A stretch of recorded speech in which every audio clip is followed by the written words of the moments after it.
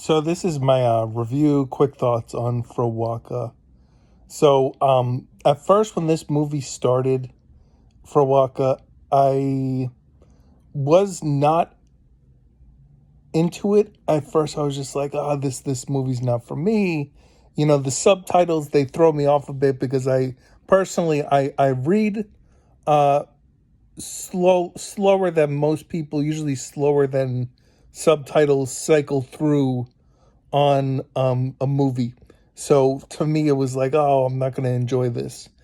But almost immediately, like the movie just like kind of gripped you and gave you that creepy feeling that like something sinister was happening. Now, usually I consider horror movies or something with blood and gore and stuff.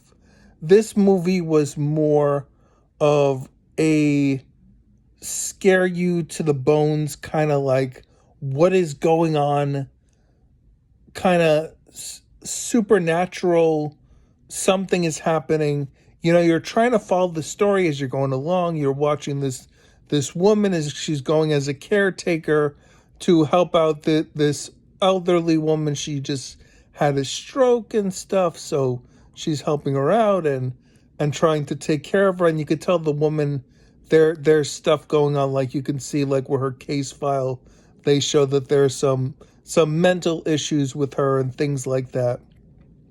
So you don't know if the woman is crazy or if something is going on. But lo and behold, spoiler alert, there is something going on in this movie. So, like I said, the movie at first I was like, not my kind of thing. But let me tell you, I was watching it and I almost wanted to turn it off. It was that creepy. And I watched this, I would say around like 3 o'clock in the afternoon, and I still was like a little bit shaken by it. I was like, oh, this is really really creepy. Now I know that you guys from Trick or Treat Radio said that, mentioned when you talked about the movie, that it was very similar to The Wicker Man in certain aspects. Basically, you just alluded to that. So when I saw a certain scene that happened that was very similar to The Wicker Man, I was like, "Oh, this that's exactly what's going to happen here. That's what's going on." And I got that whole idea. But you know what? I'm not going to spoil the ending, but I will say, I don't think it was one to one with the kind of surprise and what happens in The Wicker Man. But there is some stuff going on there. So all in all, I would say this movie was a big old treat.